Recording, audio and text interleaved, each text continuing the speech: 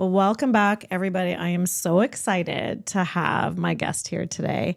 Her name is Jaclyn Shaw. Jaclyn teaches God and money in a way that disrupts everything you thought you knew about both. And the thing that really stuck out to me on her website was this. She's known for turning conviction into currency and truth into movements.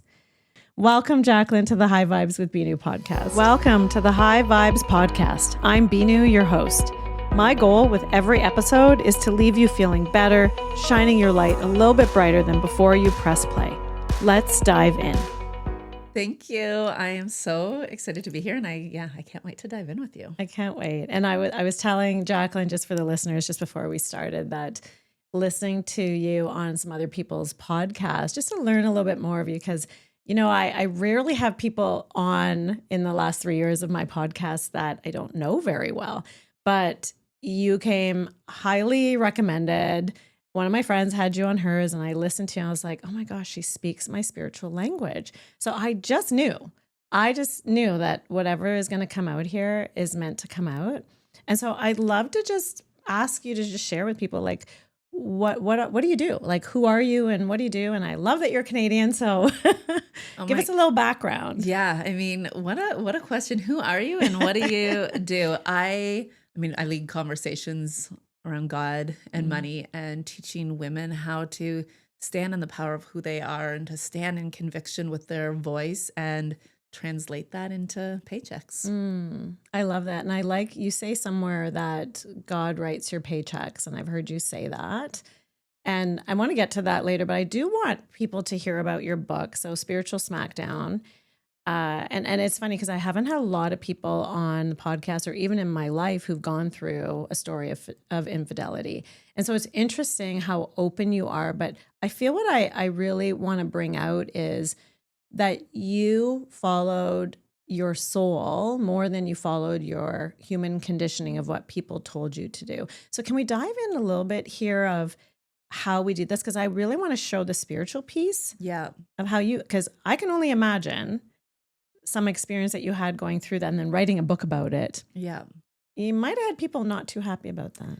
Yep. Yeah. Not too happy about it. And to be honest, even, as you said that, they're like, I really do believe that as women, especially, but as humans, but as women, especially, like sharing the truth about our lives and our lived experiences, that is our holy work. Like that is where our healing comes in. That's where collective healing comes in when we decide that our stories, our experiences aren't too shameful. And yeah, I speak about infidelity, I speak about God, I speak about money. So I speak about things that, at times are uncomfortable for people and at times feel, there's definitely times that felt uncomfortable for me to speak about it until I decided like I am going to own who I am. And these are parts of my story and these are parts of me. And this is where my medicine lies. And just being really unapologetic about that, because I feel like the more that we try to hide parts of ourselves, the more that we hold back. That's not what we're put here on this earth to do. And so that's where, when we go into hiding, God has a harder time to show up in deliverance. I love that. And I was saying to you, like, you've had this journey through your marriage and I've gone through this journey through losing my mom at a young age and then my dad almost going to jail for something he didn't do with his second wife. And it is when I actually shared a little more vulnerably and was open with people, even just to say that on the podcast now, that my dad, actually, he sat in jail at 78 for 5 hours. And that experience, we had to go inward. Yeah. We had to go up. We had to go somewhere else because he was about to have a heart attack right in front of me. Yeah. I had anger and rage towards his ex-wife now. And it didn't feel good. And I was worried about all of our health. Yeah. Right. So this is such an important conversation because don't you see this? So many people are holding on to, I can't share that. Yeah. Like, what will people think? That fear of judgment. Well, and something you said earlier that I like hit for me too. It was like, and making decisions that go against what other people want you to choose and our human conditioning.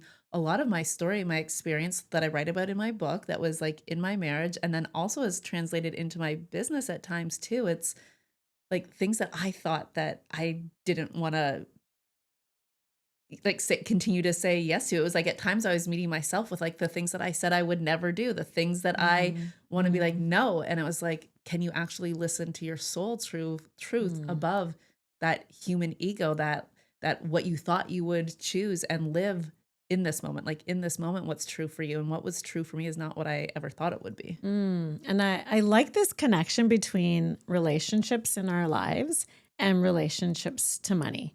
And this is like this is why I really am aligning with the work you're doing, because I even think like 6 months ago, I was a little fearful about talking about money openly, yet I'm having all these conversations in my program, in my coaching calls, and all these women are feeling liberated by just talking, not Yes. even releasing limiting beliefs or making new moves, but just talking openly about it. Yeah. And so there's something that I heard you say about, it's not that, we say this all the time, go within, trust the God within, trust the voice, like the answers are within you. But like, let's just be real with people. The human still shows up. And so what do you do in those situations, whether a business example or in your relationships, when that happens? Well, the way that I always look at it is like when the human comes in with, and I call it my human and my soul. And I mean, obviously I'm both, but it does help for me to like almost label it. And it's like when I have like the human moments, it's like when fear comes in, when judgment comes in, when control comes in, when feelings like guilt, shame come in. Mm, It's always, I see it as an opportunity for transcendence. It's always an mm, opportunity to grow, to be like, okay, like what am I going to decide to do with this? Who am I going to be within this experience, knowing that we have the power to choose that. mm, Now, when I find myself getting caught up in like the stories and the mhm, past evidence, and then I'm feeling, that there's limitation coming in, I like to call my human a liar. And like, I mm, love my human self. And like, it's mm, not meant to be like shame the human, but in the sense of like, okay, that's a lie that I'm telling myself. Am I going to be willing to continue to believe that lie? Am I going to be willing to continue to hold on to that lie? mm, Because if I can't prove it beyond today and I'm creating a story around it, it's a lie. It's an untruth that I'm willing to hold on to. And if I'm going to make up a story of what's going to happen tomorrow, why not make up a story that serves me? mhm. And for me, it really does. Like, but I say it like with humor. I bring it in light to myself. I'm like, oh yeah, there you are, like being so human, telling yourself that Yeah. lie again. And what happens if you don't hold on to it? So not Mm, shaming myself for telling myself that story. It's like, of course you're gonna have fear. Of course you're gonna feel mhm, shame. Of course there's gonna be this thought come in of like, who are you to do this? And that thought is just a thought. You don't have to own it. You don't mhm, have to hold on to it. And so by kind of calling myself out and calling it a lie, I'm just like able to actually be like, I get to choose. Do I hold on to this? Do I let this like dictate my next move? Or is this where I open? Is this where I expand? Is this where I touch the field of potentiality? mm, And that's why I said I'll invent a story that serves me versus a story that doesn't. I have this like really like strong example of this. And this was a few years ago, and this was 2019, so a little bit ago, but I was $200,000 in debt. And I was like, okay, I can either continue to tell myself the story that because I have this evidence here, like there is negative, there's $200,000 of debt. So you can tell the story of I'm bad with money, like I'm not good with money. I don't know what to do with money. And I was like, okay, is that actually true? Is that what I want to continue to create from? Is that what I'm going to believe? And I had this moment, and it was like one of those epiphany moments mm. where I just felt, I was like, "Okay, if I'm $200,000 in debt, that means God trusts me with $200,000. The banks trust me with $200,000. Why am I making this such a Mm. bad thing?" Interesting perspective. But this is what I mean. I'm like, so instead of carrying the story, I'm bad with money. Mm, I'm like, well, what beyond today? mm, Because instantly I was like, well, if I'm $200,000 of debt, there obviously God already sees a way for me to pay this off. And so mhm, I went from, okay, so if I $200,000 in debt, that means there's a way for me to make $200,000. And then I took it one step further and I was like, well, if I can be $200,000 in debt, that means I can actually like make $200,000. I could be $200,000 plus. mm, So then all of a sudden I was like, actually, I can make $400,000. mm. And this is how I started like doing God math. It was like it doesn't need to I make love that sense. God math. God math, like it doesn't need to make sense, but I was like, am I Mm, available for that? And then once I shifted into, okay, that is actually like did I have proof of that? Absolutely not. Did I have mm. evidence? No, I had evidence of $200,000 Yes. of debt. But I was like, creating from the place that brought me into that debt is just going to keep recreating that. So Mhm. then once I had the belief of like, I could make $400,000. I mean, I started looking at money differently. I started doing things that felt a bit, braver, riskier. I started, I mean, I just showed up as a different person. Mm. And that was 2019, the fall of 2019, October 2019. And by July of 2020, I was starting to have 6-figure months in my business. Wow. Like that's a big change in a small amount of time. And so I'm glad you brought this up because, a lot of my clients and friends were like, oh, we hear this. We hear that somebody went from debt to 6-figure months in 6 months, right? Yeah. And so can we break this down a little bit? Because you obviously weren't born with this ability to adjust your thoughts, and I wasn't born with it. And for me, and it sounds for you, it's like something big happened for this to start shifting. But if we're helping the woman that's on the other side of this audio right now, or this video, and she's like, well, I have debt, or I don't have debt, but I've never made that. And I have that doubt of, can I? Because, for some of us, like, so I'm in my mid 50s, and a lot of women are like me that left their job when the kids were small, stayed home for a while, and then have started into something a little bit later in life. And that belief of like, can I ever make that money again? Right? I know for a lot of people it comes up, and I've had to release a lot of it. But how do you do this where you're like the timeline is shorter, like the quantum leap and Yeah. right? It's like, Yeah. how did you do that? Well, I love to give like a very accurate picture of where I was at the time. So I did have money coming in through my business at the time. Okay. And it was very like month to month though. It was, I mean, and to get yourself into $200,000 of debt, it was like there's always just enough or just not enough. And so the beginning of that month, I also had sold my daughter's bike, sold some clothes to, there was like investments that I was like making in my own growth. There was rent that I was paying. Like, so I mean, really, like the $200,000 of debt was like, it was maxed out. There was no more coming in. And so I did have money coming through my business that I was like, okay, I can keep operating in this way. I can keep like the month to month. I'd taken on another expense in my business. So I was like, now I actually need to basically double the money that I'm making. And I wanted to share that because people often ask, like, it's like, but what about when there is that pressure, when there is that deadline? Like there really was, there was no place, there was no more money that I was going to get from. And it was a place where it was like, I needed to double my income, which at the time was like, I think $3,000 to $6,000 or, in that realm, $5,000, $6,000 a month is what I like needed to be making to continue to live like month to month. And I had spent a lot of time like searching for like the money block. I was like, where am I blocked in money? And it has to be a money block. But I actually didn't feel like it was. And I was like, so then what is it? And what I started to realize there was places that I was in a lot of resistance to of what I didn't actually want to feel. And so while I didn't have a money block, it was like I didn't want to look at I wasn't really open to the realm of potentiality. I was very much in my head of, well, this is where my clients come from. This is when they say yes to me. This is I know where they're coming from. I know when money's coming in. Like I was in a lot of Like control. this is the path to build my business this way. And it was very linear and it was very transactional. It was like, well, if I do this, then this is going to happen. So it was very predictable in the money realm. And I didn't want to expand beyond that because I didn't want to get disappointed. And I was in a network marketing business a few years before that. And I remembered having this thought where I was like, I could double my income this year. And then I doubled it exactly like to the dollar. And you would think that would feel good, but it actually didn't because halfway through the year, I had made what I had made the year before. So I was like, this is what I mean. Like I was setting goals that were like achievable, goals that made sense, goals that were realistic. And so I didn't want to face disappointment or failure.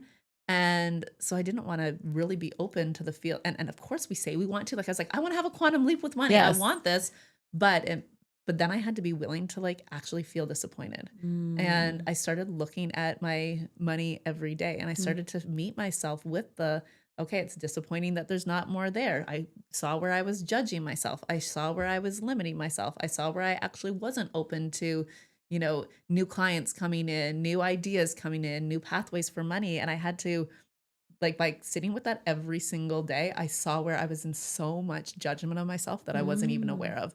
And that was one of the biggest things that opened up my field to like Wow. actually being open to receive in different ways Mm. and get out of that like linear mindset, tangible, this for that type of energy. Yes. And that's powerful because I think there's so many pieces to it. And this is what I'm learning with the money unraveling for everybody is there's the limiting beliefs. There's, yeah, what's the block? And then, but you're bringing up like, what's the emotion behind these resistances? Or really, what's the emotion you're having in every moment? I always say it's like making it neutral, right? Like, but you can't make anything neutral from judgment unless you recognize Yeah. that you're in that judgment. Well, that was even a huge piece for me with debt, and as you mentioned it, so I've ended up coaching a lot of women around debt, but also Mm. interesting just money in general. And even I've worked with a lot of clients who they're like, I'm good with money, I'm clean with money because like I've never been in debt. And I'm like, but you actually have so much fear around debt Mm. that that Yes. doesn't mean you're clean. Just because you've never been in Never debt does had not it. mean you Yeah. don't clean because there's Yes. like again, like that's the biggest fear. Yeah. And so then that becomes your limitation. That's what holds you back. Mm. But what you just said there about making that neutral. And so again, I stopped making like the fact that I was living month to month bad and started owning like I'm a conduit for money. Mhm. I'm a conduit for money. And I Mhm. made that feel actually powerful in my system. I stopped labeling myself. I stopped judging myself and was like, okay, so if I'm a conduit for money already, I can be a conduit for more. Mm. I love that. I just want everyone to let that land. And yeah, And go then ahead. and well, I just want to say, because I think, I mean, I teach a lot in belief work. I teach a Mm. lot in Yeah, belief that's where I work was going and to go. recoding things. And at the same time, it wasn't as simple as just like, and now Yes. kumbaya, I'm Yes. just available for more. I'm available for more. I'm available for more. I then had to start showing up like I was available for more. And I Yes. had to not let the evidence create interference. Yeah. And so, So what does that look like, Jaclyn? Because I love that you said that because I wanted to go to this belief because I hear this a lot. And a few of my friends, we joke like this. It's not about just like, oh, there's a limiting belief. Oh, there's the block. Now here's the mantra. Here's the reframe. But no, because I actually want to get to this word conviction that you've used. But it is this. Now it's the behavior. So now if you're trying to live in this new belief that I'm a conduit to more money, yeah. what is the behavior? Like, Yeah. what was your behavior that let's talk about that. Yeah, because I'll be honest, what doesn't actually work for me personally, and I know that this works for a lot of people, but Mm. the like I am mantras, the statements Mm-hmm. that's like I'm a magnet for money. I'm like I couldn't connect with that because like that didn't Mm. feel true for me. But Mm. it did feel true for me. I'm a conduit for money because that Mm. had been my experience. And so then it was really like, okay, so if you're gonna change your reality with money, you've got to show up differently. You've got to show up and be braver, be more willing to be misunderstood, be willing to speak your truth. And I had a business partner at the time. She's one of my best friends, and she's still one of my best friends, but we were working together at that time. And so between October and December, like I asked her, I was like, what do you like, what would be the like dream like year that we would have? And she said something like $250,000. And I was like, no, like, I feel like we could have $1 million year. And she Mm. like literally spit out her drink because I said that. She was like, what are you on? The year before we had a $128,000 year in our business. And I was like, because let's start showing up like we're women who are Mm. ready to have $1 million year in our business. And that Mm. meant showing up when I was scared. That meant talking about things that I thought people would judge me for. Like when I would have that feeling of like, are you really going to say this? It was like, Mm. yes, you're going to say this. Are you Mm. really going to put that offer out there and at this price point? Yes, you are. And I started to ask myself, if I already had that, if I already had a 7-figure business, would I let this fear stop me? No, I wouldn't. Would No. I do this thing? And for a long period of time before that, I tried to put myself in like somebody else's shoes, like, oh, well, this is what they do as $1 million business owners. Yes. But that was, I never connected. So it was like, oh, Mm. yeah, so I've got to get braver. I've got to speak my truth. I've got to be more willing. I've got to get out of my linear way of being like, well, this is how I'm going to do it. And that's where it's like, and I'm going to let God sign my paychecks. I'm going to Mm. hand it over to God. I'm going to follow each nudge he gives me. I'm going to, if he puts this word inside my mouth, I'm going to speak it. Like it was really Mm. everything. Like I am just going to obey. I'm going to follow. I'm going to lead in my intuition. I'm going to do the things that don't make sense. I'm going to speak truth that's uncomfortable for people. I'm going to do Mm. the thing that disrupts, but not like trying to be Yeah. disruptive, but just like our truth Yes. naturally is disruptive. Disruptive. And so it was all Mhm. of these things. And then it was like not, again, making any evidence mean anything because after we said, and she she ended up speaking it like on our internet like she spoke it on Instagram. She's like, oh yeah, we're gonna have $1 million a year. And I was like, no, this was between you and I. Like, what are you doing here? And then January, we had a $10,000 month. And so my old way of thinking was, okay, get out the calculator. I mean, for a $10,000 month, maybe I didn't need to get my math's a little bit better than that, but I'd be like, okay. Well, because you're giving it all up to God. You're letting God do your math. So, but my old way was like, okay, $10,000, predictably, if you have $10,000 every month, you're going to have another $120,000 a year. So it was not making that mean anything, not saying like, yeah, look at like, that's what it's going to be. It was like, this is just part of it. This is getting started. Like this is month 1 and becoming available for more. And like, that's that conviction to currency piece is really like, can I be more of who I am, even though I have evidence or results right now that is not showing me what I believe is possible. And you're saying so much here. I want to like pause on these two things. So even that, because I don't know if I was just reading this or heard you speak or somebody else the last few days, but it's like that as soon as you go for that big thing, God, universe are going to show up and just be sure. I always have it like, just be sure you want this, or can you hold this? Do you really want this? Because I've had that happen a few times.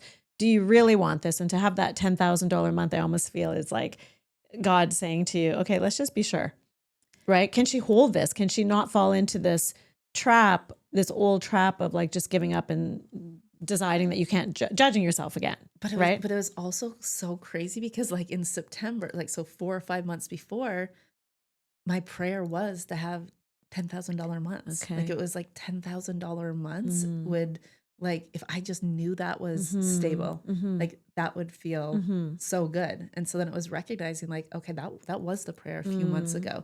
So can you like move with that and then have like the next and the next and the next and be able to hold both, be able to be like, wow, like this is like how God works and how God is conspiring in my favor. And can I be grateful for that and claim my want for more? And I started, you know, being in different conversations in different rooms and hearing like when I was $200,000 in debt, like there really was no thought. Like I did not know people that were having 6-figure months in their business. Yeah. So that was like a huge shift for me. And then it was again opening up to like, yeah, I actually like claiming that I do want that and I am available for that and I am willing to get uncomfortable and to stretch myself and to meet myself at the edges in order for that to happen. And I like that you're bringing this up. And first, I'm letting God know I'm open to it now. I'm not there yet, but I'm on the path. And you're bringing up something that just I went through yesterday, and I'm being like so true about this.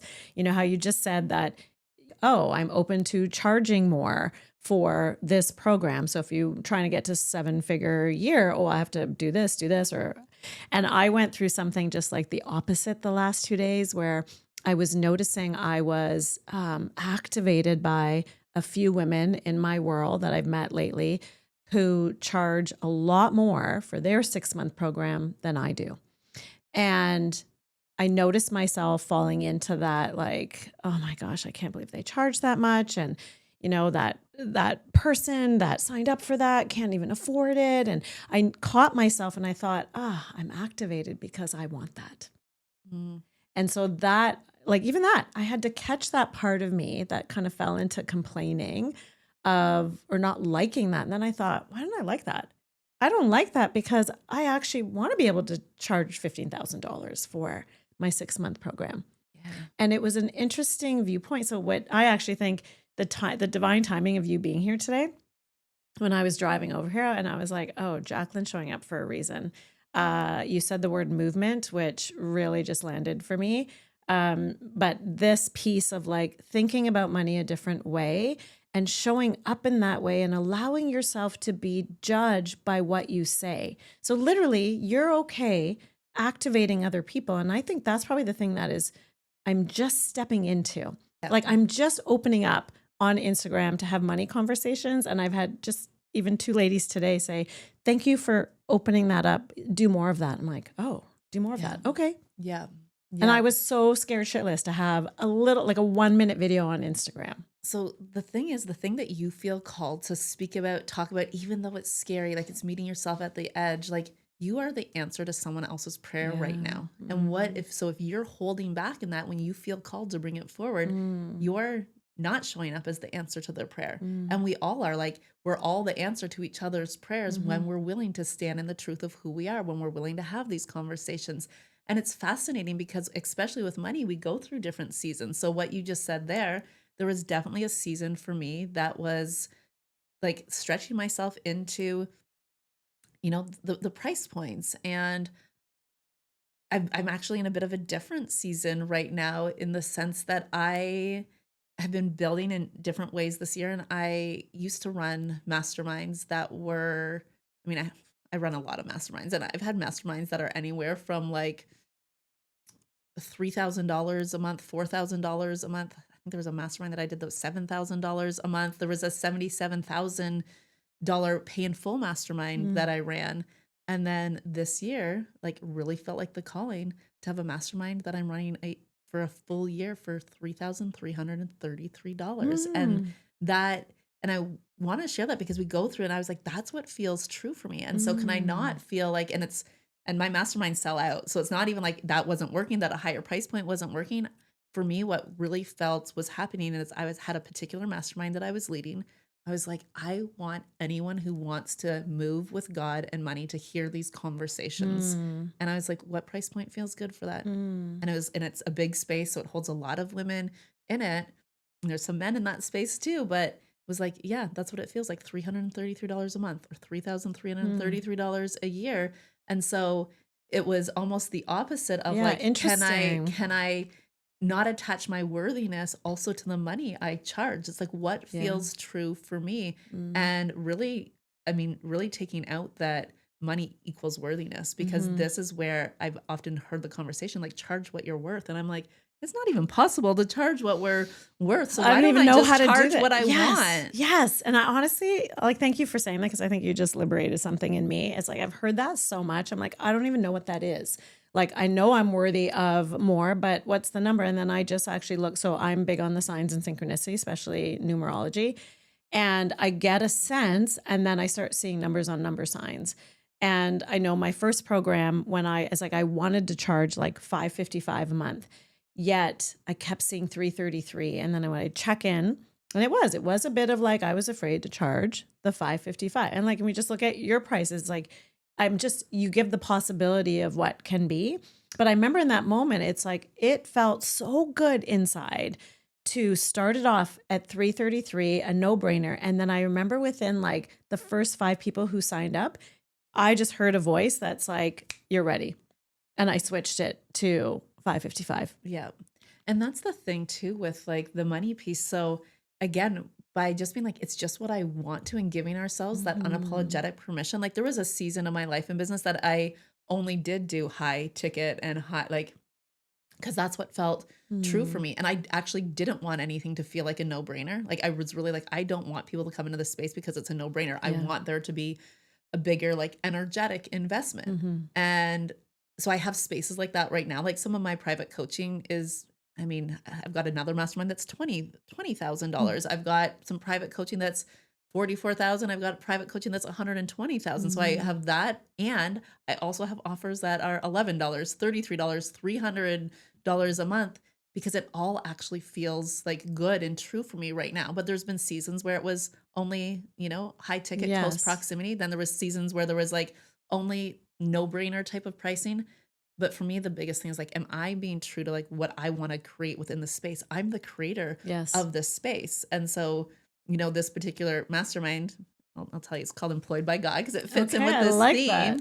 I was like, I really, truly, I was like right now there's 150 people in it. And I'm like, because I want there to be more women hearing these conversations. And so I just owned that. And I owned the power that I can hold in that space. That's that conviction to currency piece, because oftentimes people are like, well, how can you hold that many people in a mastermind? Well, because my beliefs of when people hear the conversations that are being had there, it's not about them always asking a question. Sometimes they do, sometimes they don't. But it's like what you get from a space where women are coming together, having conversations about things like God and money. Yeah, I love that. And I say it in a different way. It's like that the universe has hired me for this job, and my program is called Limitless. So we're having these similar conversations. I'm just going through this period of not needing to have a script for every call and realizing like just allowing the call to come in, allowing God, universe to bring up the topic that I want to talk about that week. Yeah. And I love this because actually you're giving me permission of what's possible for me.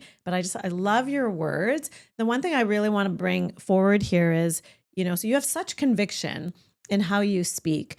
And there's a lot of people I know listening that, 80% of the time they're listening or they don't even know how to listen. They're like, oh, life's too busy. How is she hearing all this? How are you getting that guidance when you're like, well, I just know the truth of who I am says to run this price.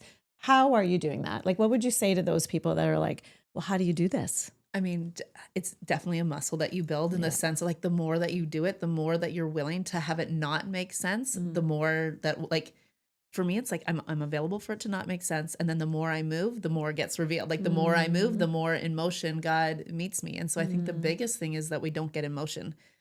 I hear this all the time. I'm waiting for more clarity. And it's like, but clarity doesn't come from sitting and waiting for it. Clarity comes from moving. And so you get one tiny intuition, and it can literally be as tiny as like, go write a post about money right now. Right. And it's like you do it once and then somebody responds to you and says, thank you for talking about this. And then it's like, okay, now the next piece gets revealed and the next piece gets revealed. But so often we sit and we wait and we wait and we wait and we're like, God, give me another sign. And I'm looking for more clarity and give me all the pieces of the puzzle. And it doesn't work like that. And so, yes, I'm someone who stands very much in conviction and moves in this way now, but I didn't always, because for a long time I was like looking outside myself. I was grasping for the answer in the right way. And I wanted to know. I wanted to know before I experienced That's our it. control, right? Like, Yeah. And so it was like letting go of like, I'm willing to not know. I'm like willing to like let go and let God. And it really is this like, and I'm just willing. I'm willing to move on what I feel called. Like we all have intuition. My second book is called Whispers of the Divine. Like the divine speaks to us sometimes loudly, sometimes through whispers. Yes.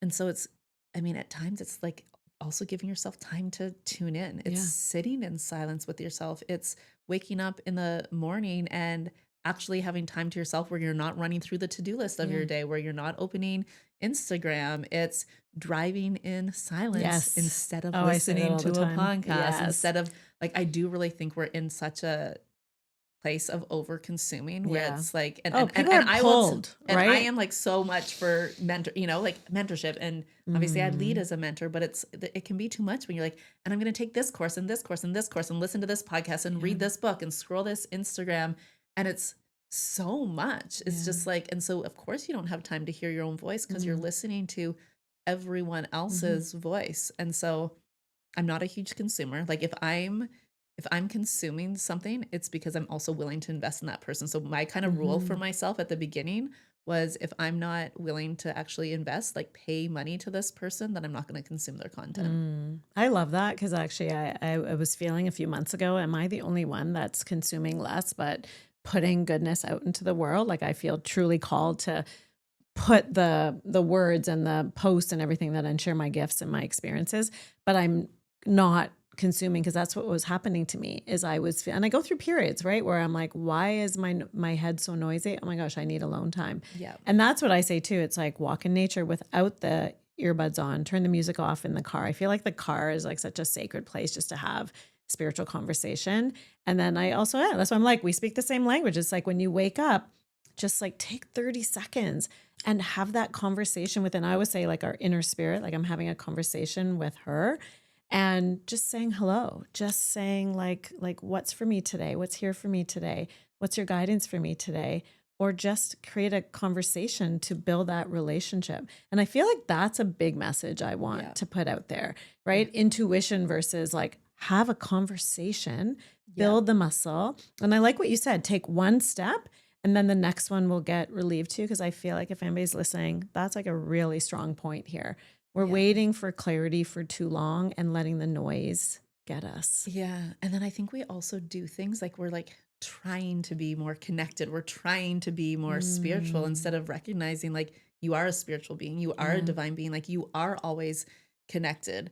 And so people often ask me like, well, what's your like daily routines? What's the Yes. this? What's the, and Yes. it's interesting What's because the I'm like, list? that's not it for me. It's like I'm in constant communion with Yes. God. One thing that I tell people often that shocks people are like, you don't journal? And I'm like, yeah, I don't journal. It's not my thing. And it's like, but Jaclyn, you're you're a like, breath of fresh air to me. I like go through this too, and people are like, I journal every day, and I'm thinking, should I be journaling? No, I don't need to journal. Like, but I used to be a journaler. and for some people, it's like Yeah. that's the way that they commune with God. That's the way Yes. that works for them. But I think what I'm like Yes. just so not available for, it's like, because then it becomes like your spiritual to-do list. Like, okay, Yes. check, I meditated today, I prayed today, I had gratitude today, Yeah. I wrote in my journal today. And again, like have all the gratitude, pray, write, read, do it all, but then do it from a place of like, this makes you feel more alive in your essence and your being and connected to God and your divinity. Like, don't go through the motions of it. And also do it your way, because I heard on another podcast that you did start with the meditation, with the getting quiet. And I started too. I started with stillness. I started with just being quiet when my kids were young for 10 minutes a day, just to hear that inner whisper that everyone told me was there. And Yeah. it took a while. But once I built that relationship and built that voice, I feel like it's always there. Yeah. And I think that's what you're saying. So it's okay if someone's listening and they have stopped journaling. Like I have one client, she goes back to journaling every time she feels like she needs to. I'm like, then do that. Follow what's right for you. Right. And I've actually had people like, you don't journal every day, but you're like a spiritual mentor. I'm like, uh-huh. And even I can hear my human go like, okay, Binu, maybe you should, And I'm like, no, that's self-judgment. That's judgment. No, who am I? No, I'm good. I feel so connected to this bigger power in my own inner spirit, and allowing myself to work from the inside out is powerful. And the one thing I want to finish up on is something that I'm sure people are recognizing. You're so convicted with how you say God. And I heard you say somewhere, like you used to say universe, spirit, and now you've moved to God. So tell me about this, because I didn't grow up in Catholicism, and I know you did. I grew up with the Sikh religion, which wasn't in English. So I don't know. So we had gurus. I kind of made up my own thing. So when universe came, I swapped between them all. And maybe it's just the journey I'm on still. Yeah. So I'd love to just hear you talk about this. How did you go from there to where you are now? Yeah, I mean, there was definitely just a moment for me where it's like what I feel connected to and the word I feel connected to is God. And so then I was like, so why am I continuing to? But there was a period of time where I absolutely didn't. I grew up Catholic. I left the church when I was 11 or 12. And I really didn't feel any connection to the word God because of like, I just, at that young age, even I was like, that's not like, I don't believe in like that type of God. And so I went on my own, spiritual journey, and God was a no for me. And so like universe, spirit, angels, like that's who I feel like I was, in communion with. Like that's where like my prayers were. And that felt so natural to me. And then I was renting a cottage, a book fell on my foot. Like God literally fell on my foot. And it was this like trilogy book. It was like a big book. It like fell, and I opened it, and it was called Conversations with God. Oh my gosh. Love that book. And love the books. Yeah. And I opened it, and I was like, I like read one, because at first I was like, Conversations with God, like, Yeah. And then I opened it, and I was like, this is like the God that I like thought existed when I left the church. And then I found like that version of God through universe, through spirit. But then, I studied Neil Donald Walsh's work, like Conversations with God this was in 2017. I've studied his work for like 9 years. And so then I was like, I realized at one point I was like in hiding. I was like, I'm not using the word God because I don't want to make other people uncomfortable. And that goes back to my beliefs around like, we've just got to be willing to be who we are and speak the words. And the more that I speak about God in this way, the more my people find me. And also I have clients that hire me that literally do not even believe in God. And they tell me this, like, I hire you though, because like, I want like that conviction that you have, that stand for that. And so in my world, like multiple truths can coexist. Yeah, I love that. But I'm not going to stop. So this one client in particular, I'm thinking of like, she'll come to me, and I don't try to convince her about God. She doesn't try to convince me. I don't stop saying God in front of her. Like, I'm like, I am who I am. Yes. And we create magic together because we're both willing to like meet each other there. Like multiple truths get to coexist. Oh, I love that. Multiple truths get to coexist. Yeah. And I'm in the opposite. So I say universe and spirit guides a lot. And then a lot of my clients say God. And I always say that to them. It's like, Yeah. you just use a terminology that works for you. And I use multiple. I always feel like sometimes it depends how I'm explaining a situation or an idea that makes more sense. Sometimes I say God, sometimes I say spirit, sometimes I say angel. So I almost feel like it's dependent on who I'm around, but it's the same thing. As long as all truths can exist and we're all not judging it and letting go of all that needing to be right.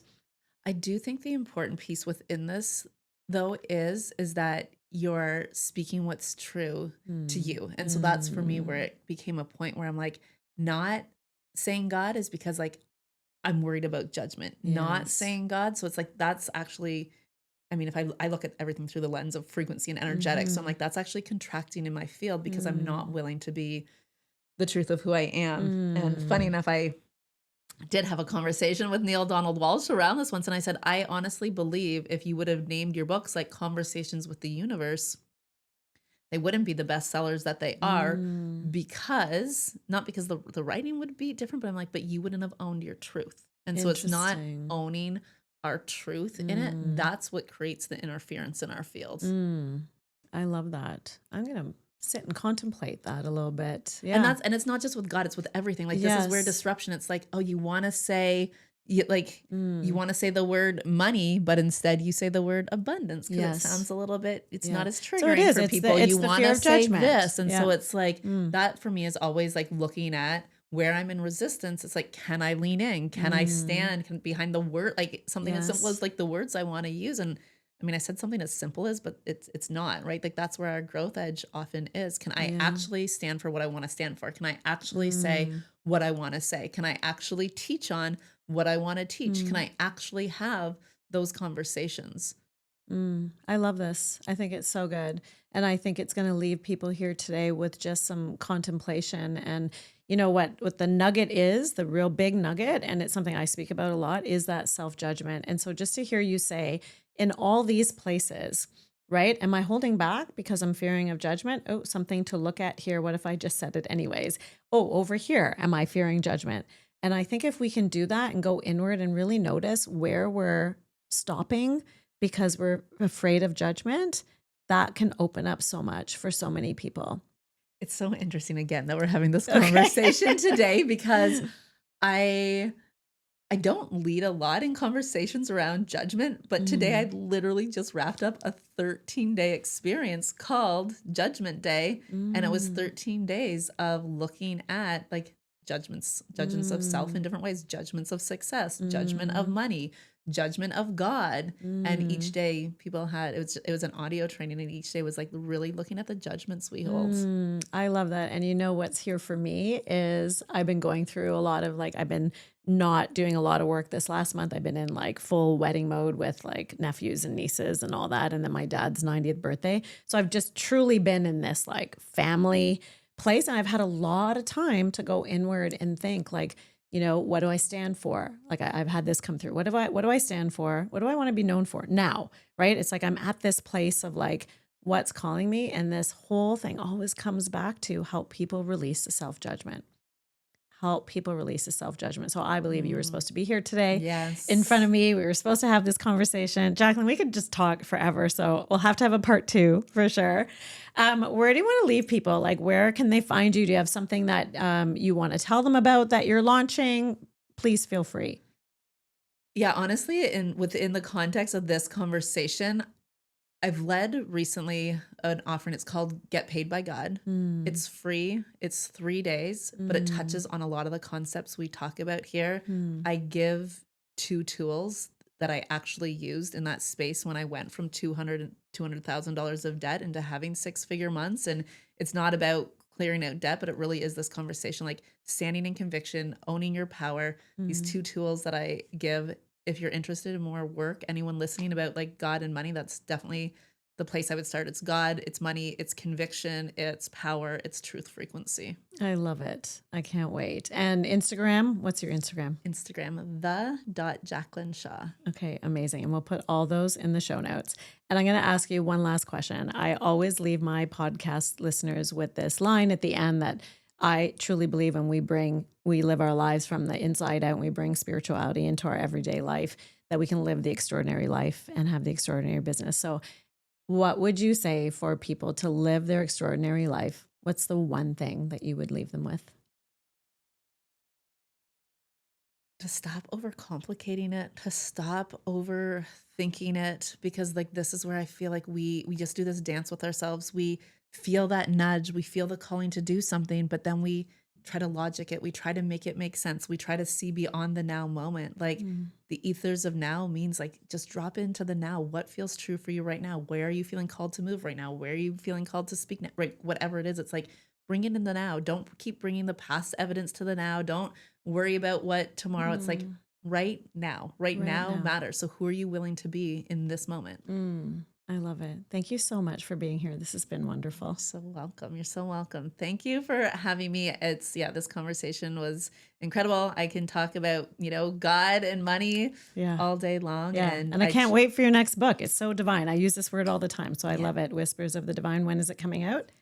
It is coming out next fall. Okay. I also do have a wait list for it. If anyone's interested, if you're on my wait list, you can get it 3 months earlier. Then it'll be hitting the bookshelves. So that's my publisher just shared that with me recently, and I'm like, all right, well let's do it. So I think like if you're on my wait list as of August, it can be in your hands. Well, I'm getting on that wait list for sure. Thank you. Amazing. Thank you. Thank you. Before you go, I want to personally invite you to something that's incredibly special to me. But can I ask you a question first? So if you're a woman, this is for you. Who is the woman your future is asking you to become? Because that's what soul development has become for me and what manifestation has become for me.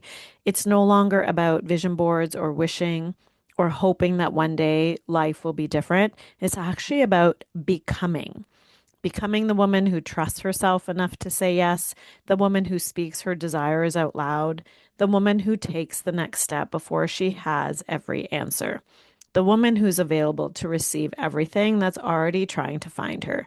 And that's exactly why my dear friend Renee Walker and I have created the Manifest Her VIP Day. This isn't about manifesting your dream in a single day. It's about activating the woman who will. On September 30th, we're bringing together just 11 women for an intimate luxury VIP experience at the beautiful Spencer's at the Waterfront in Burlington, just outside Toronto.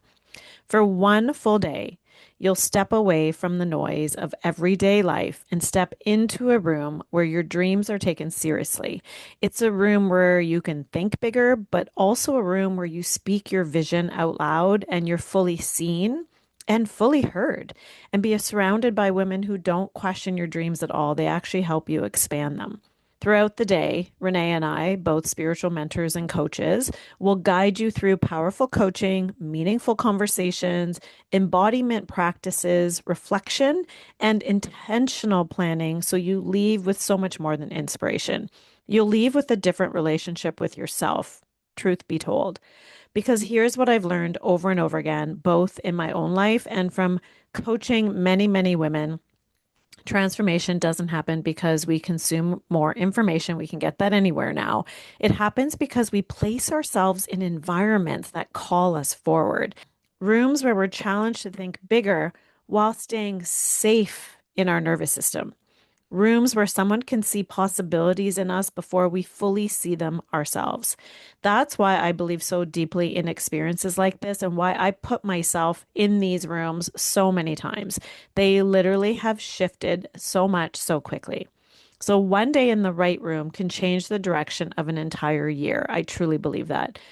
Because here's what I know to be true. The life you're calling, or the life that's calling you, it isn't waiting for a different strategy. It's actually waiting for a new level version of you. The version who believes she's worthy, who knows she's worthy. The version who trusts her intuition. The version who acts from her intuition. The version who stops waiting for permission. The version who takes courageous action even before she feels completely ready. When you're connected to the bigger universe and connected to your own indwelling spirit, that aligned action is actually easier than you think. That's the woman we're here to activate.